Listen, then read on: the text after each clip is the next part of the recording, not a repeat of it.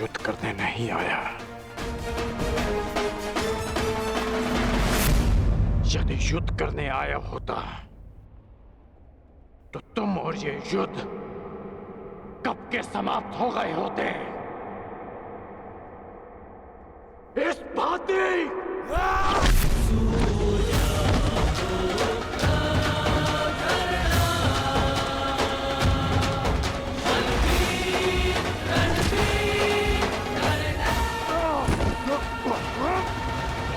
मैंने ना वचन भंग किया और ना छल किया।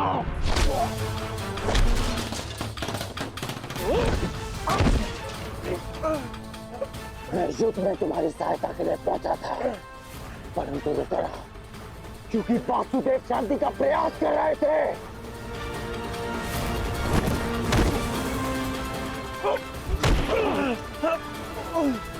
उसने एक निर्दोष की हत्या की, इसलिए मैंने युद्ध में सम्मिलित न होने का निर्णय लिया। मैंने मित्रता भंग नहीं की।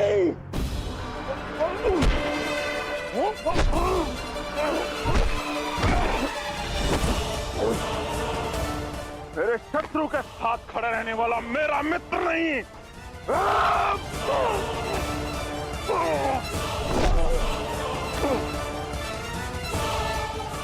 तो तुम अपनी ही भाषा में सुनो। यदि शत्रु का शत्रु मित्र होता है तो हस्तिनापुर से संधि करो और इन राजाओं को मुक्त करो।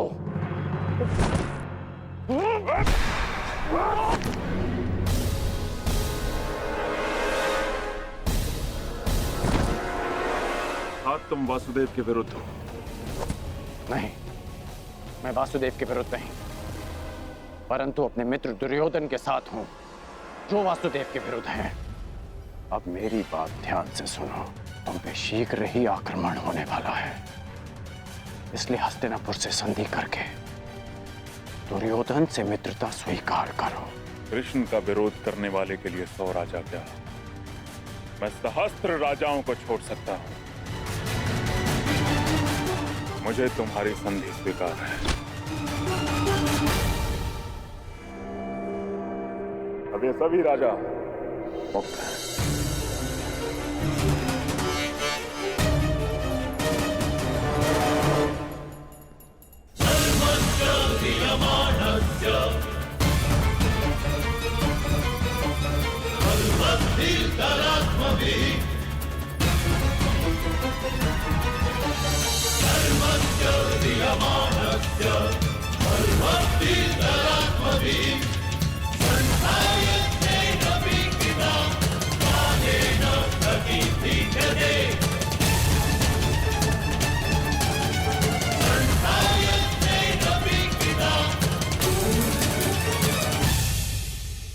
हम लोग नगर द्वार पे क्यों खड़े? भीतर क्यों नहीं जा रहे वासुदेव? शांत विकोधर।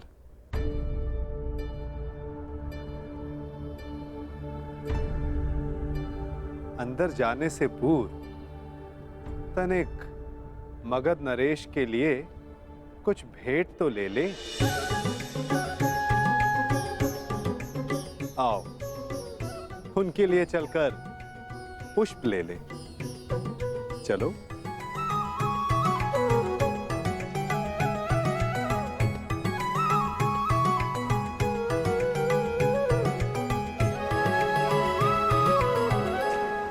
आप सब अपने राज्य जाने के लिए मुक्त हैं। आइए।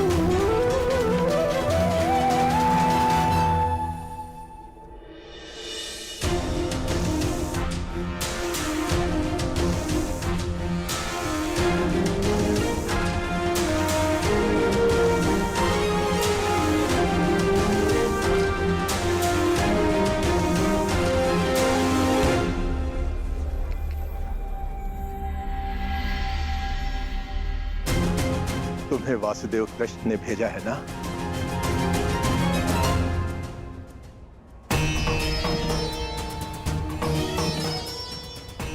नहीं भद्र, यदि मैं मुक्त हो गया हूं तो अवश्य ही तुम्हें कृष्ण ने भेजा है, और जो तुम्हें कृष्ण ने नहीं भेजा अर्थात मैं मुक्त नहीं हुआ।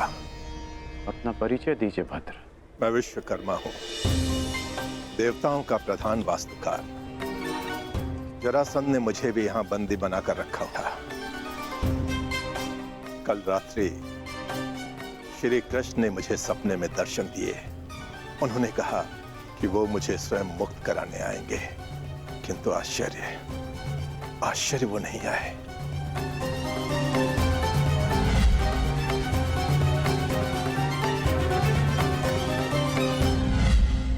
वो आ चुके हैं।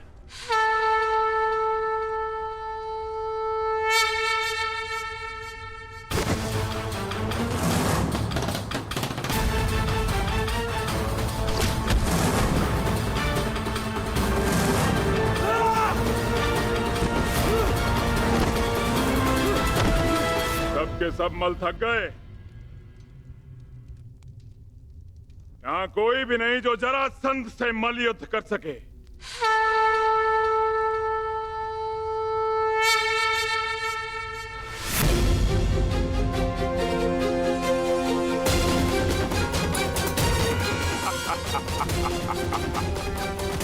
लो, अब ये ब्राह्मण मुझसे मल युद्ध करने आए हैं।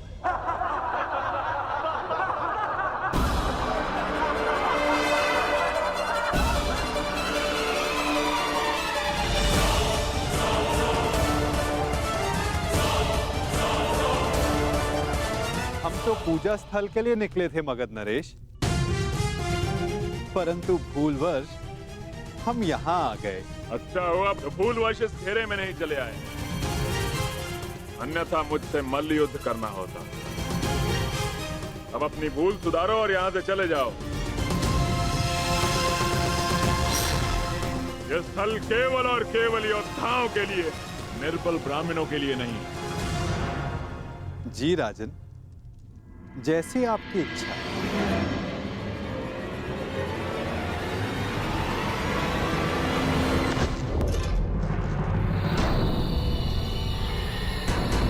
ये युद्धकांक्षी है।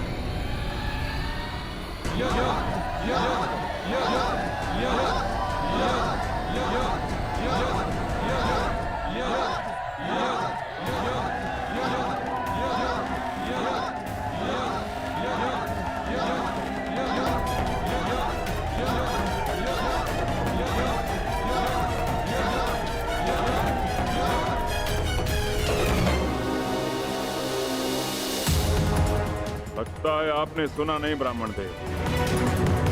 अब कृपया इस घेरे से बाहर चले जाइए, अन्यथा मुझे एक ब्राह्मण हत्या का पाप लगेगा।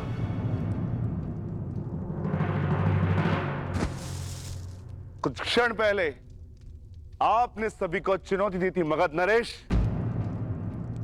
तो समझो वो चुनौती मैंने स्वीकार कर ली।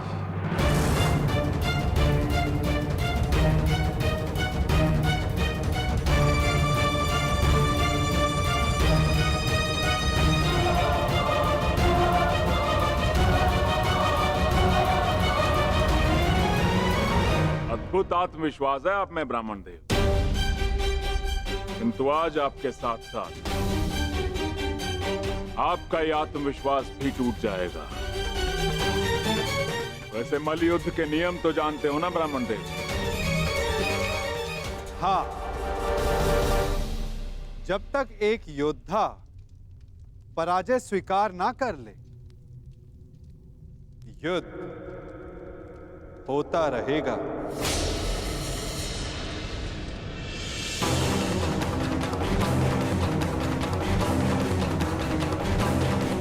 स्वीकार है मगध नरेश?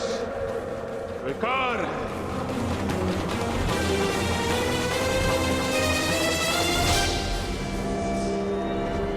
नहीं जरासंध!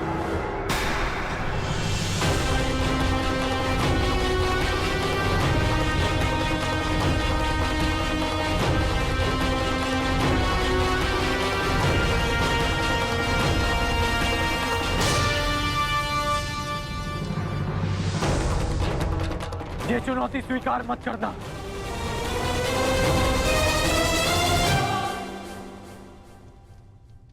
क्योंकि ये ब्राह्मण नहीं है।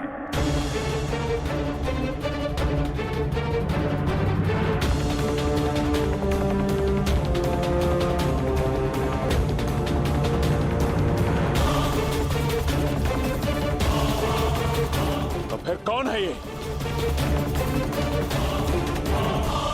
एक योद्धा को युद्ध से पूर्व अपने प्रतिद्वंदी का सत्य परिचय मिले, यही युद्ध नियम है। जिसने तुम्हें चुनौती दी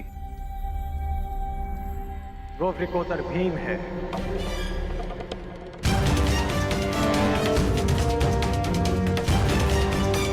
ये धनुषधारी अर्जुन है।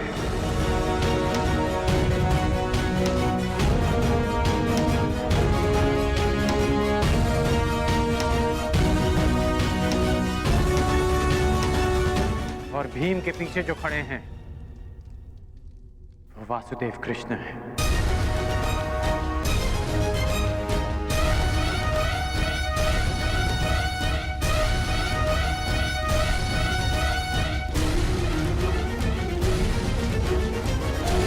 अब सत्य जानने के पश्चात तुम ये चुनौती अस्वीकार कर सकते हो।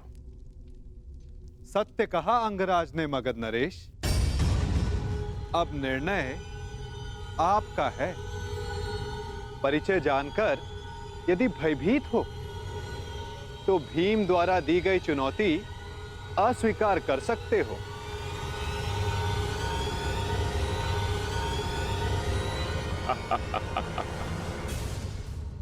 मैं तुम्हारी भांति रणछोड़ नहीं हूं वासुदेव। युद्ध की चुनौती मैं किसी भी परिस्थिति में, किसी भी वेश में कभी टाल नहीं सकता।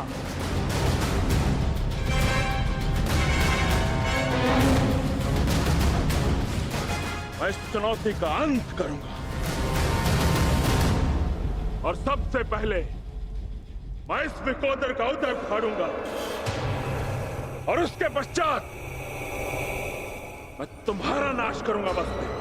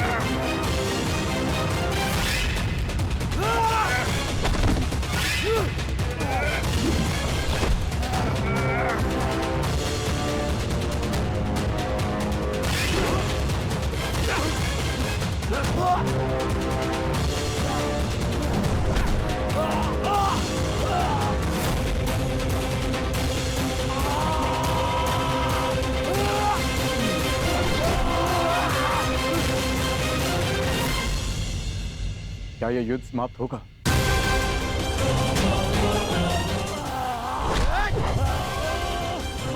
जिसका प्रारंभ हुआ है उसका अंत भी निश्चित होता है पार्थ।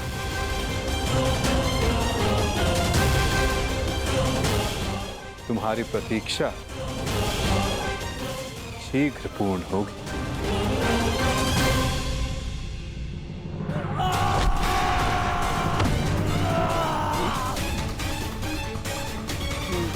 उठो जरासंध, युद्ध करो, उठो।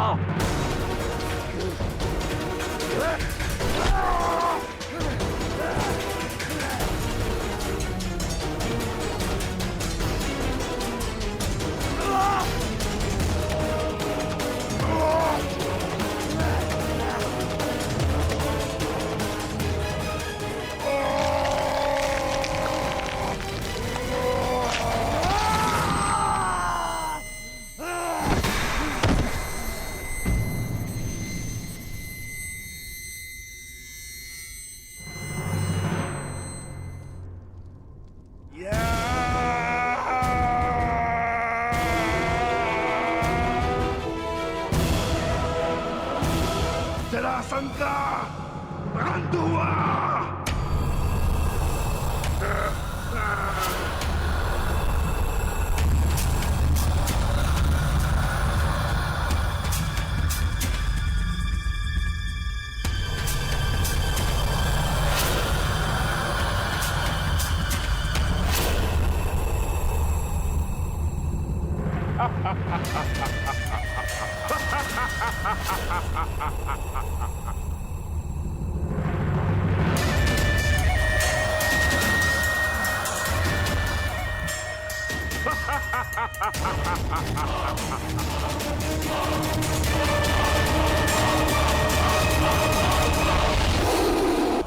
मुझे चुनौती देने से पूर्व मेरे जन्म की कथा तो जान लेते। माता के गर्भ से 2 पिंडों में जन्मा मैं, मृत, और मेरे शरीर को वन में फेंक दिया गया। वहां जरा नामक राक्षसनी ने उन पिंडों की संधि करके जोड़ा और मेरा नामकरण हुआ जरासंध।